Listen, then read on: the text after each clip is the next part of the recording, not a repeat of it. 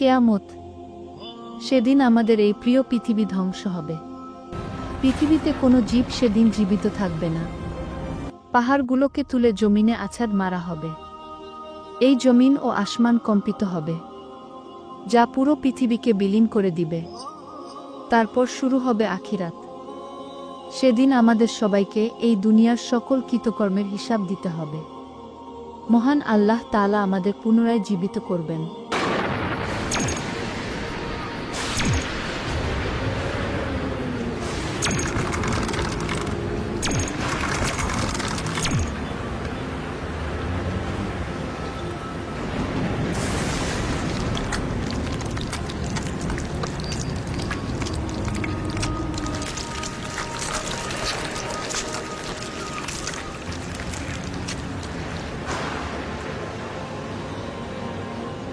കിരുകിര ശബ്ദത്തോടെ വേർപെട്ടുപോയ അസ്ഥികൾ തമ്മിൽ ചേർന്ന് ശരീരം ധരിച്ച് മരിച്ചവരെല്ലാം ജീവൻ പ്രാപിക്കും.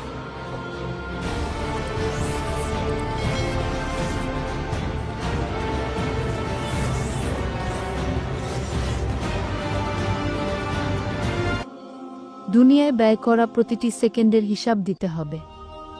সেদিন প্রতিটি মানুষের অবস্থা হবে ভয়াবহ। সেদিন তাকে জিজ্ঞাসা করা হবে আল্লাহ তাকে যে উদ্দেশ্যে দুনিয়াতে পাঠিয়েছিল সে কি তা পূরণ করেছে নাকি পাপ কাজে লিপ্ত হয়েছে। সেদিন তার আমলনামা তার সামনে পেশ করা হবে। সে তার স্ত্রীকে জীবন্ত পুড়িয়ে হত্যা করেছে, তাই তার স্থান আজ জাহান্নামে।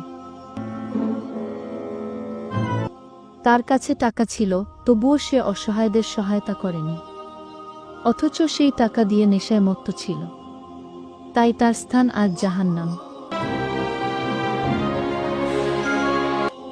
দুনিয়াতে সে সর্বদা জেনায় লিপ্ত থাকত, নারীদের উপর অত্যাচার করত, তাই তার স্থান আজ জাহান্নাম। নিজের স্বামী থাকা সত্ত্বেও পরপুরুষের সাথে অনৈতিক কাজে লিপ্ত থাকত, তাই তার স্থান আজ জাহান্নাম। ঘুষ খেয়ে অবৈধভাবে সে টাকা ইনকাম করেছে, মানুষের হক নষ্ট করেছে, তাই তার স্থান আজ জাহান্নাম। দুনিয়াতে সে মূর্তি পূজা করেছে, অথচ আল্লাহর ইবাদত করেনি, তাই তার স্থান আজ জাহান্নাম।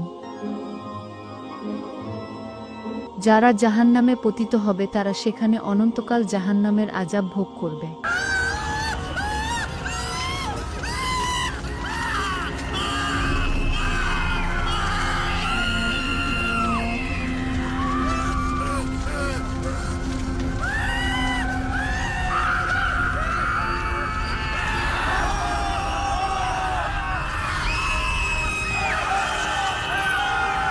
সে দুনিয়াতে সব সময় মানুষের সহায়তা করত, তাই তার স্থান আজ জান্নাত।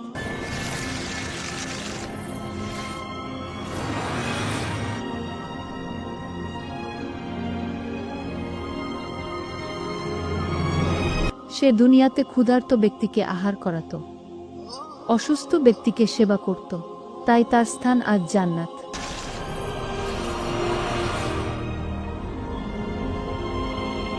সে দুনিয়াতে মহান আল্লাহর বাণী শুনে দিনের পথে ফেরত আসে, তাই তার স্থান আজ জান্নাত।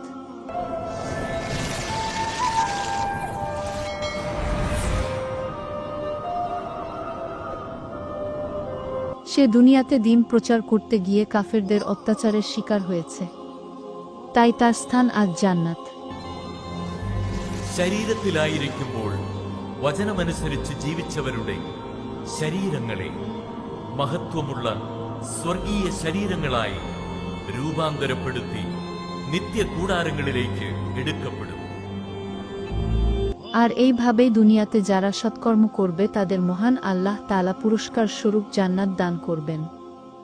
জান্নাত এতই সুন্দর হবে যা চোখ কখন দেখেনি, কান কখনো শোনেনি, আর মস্তিষ্ক কখনো কল্পনা করতে পারেনি। জান্নাতীরা সেখানে বসবাস করতে থাকবে অনন্তকাল।